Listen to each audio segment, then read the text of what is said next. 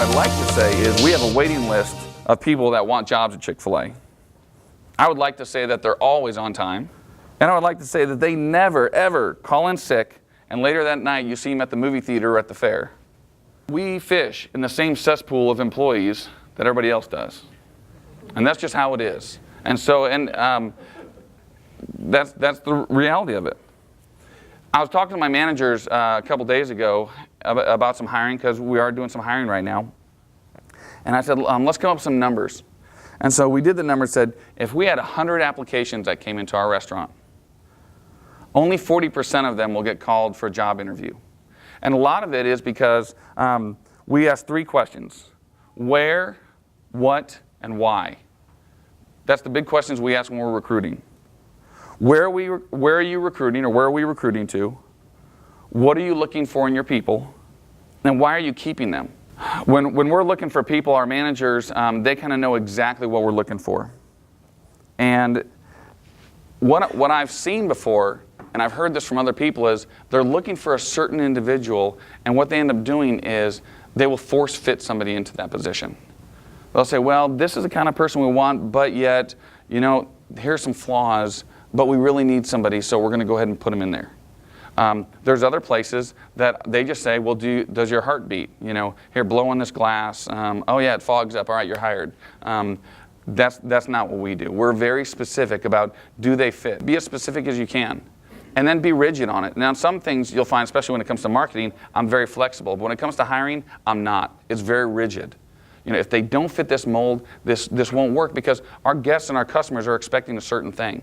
Again, real performance standards are based on not the behaviors that you expect, but rather the behaviors that we accept. We're all of a sudden introducing a whole new vocabulary. We're wanting to say my pleasure. We're wanting to introduce people. And sometimes they get it botched up. We had a girl named Joanne that worked for us, and she had worked for us. We were open for a couple of months, and she was still fairly new and trying to get the swing of things.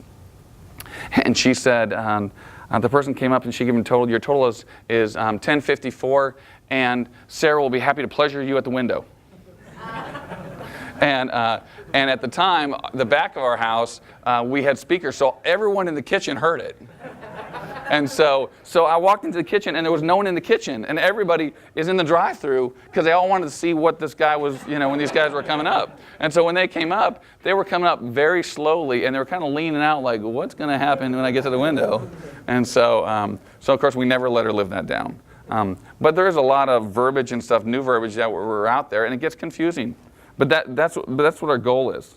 And yes, even to say my pleasure. We actually have systems in place to go through and recheck twice a day.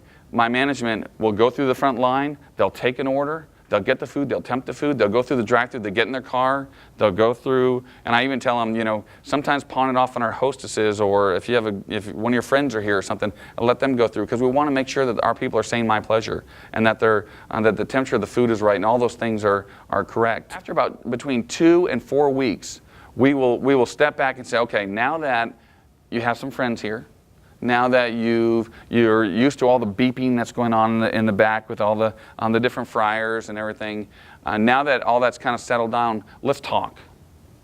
And for some people, that's the time when we go ahead and let them go. Because we've worked with them for anywhere from 2 to 4 weeks, and they're not smiling out front. And John Maxwell talks about, when on a scale of 1 to 10, if you have somebody that is a 4 in customer service, you can work with them, and the best you're going to get is a 6. You know, 6s won't do at my store. And so if that's the case, you know what? A 6 might do great at the movie theater or at someplace else, but it won't work for us. And we're not trying to be mean about it, because we want to go ahead and I don't want to say cut our losses, but we want to go ahead and give them the opportunity to go do something that they're going to be happier at. Because you know what? If they're a 6, then they're probably an 8 at something else, or a 9 at something else. And so Chick-fil-A is just not a good fit for them. As I've matured as a leader, I found a lot of my team members, they were struggling with things. They were struggling with their home life. They're struggling with with school, with how they feel about their self-image, about you know, how are they going to pay for things. And they see me as a business owner who's clearly an established business owner, and they may not see me a whole lot. I know that a lot of them probably think I go and golf, but I don't golf at all. But it's because I have 2 locations. So I'm between 2 stores. I have a licensed location at Oral Roberts and in Wichita State. I do a lot of public speaking. I'm on the innovations team at the home office. I'm the guy that helps come up with the crazy ideas. And so I wrote this book because I wanted them to know what I went through when I was growing up. And I'm not going to go into a whole lot of details on it, but when I was growing up, my mom was an alcoholic, and we had a lot of struggles in the family. I had scoliosis, so I had to wear a back brace in high school. I actually graduated from Union High School right down the street from where I live. And when I went to Oral Roberts University, I struggled. I had to work 4 jobs in order to go to school.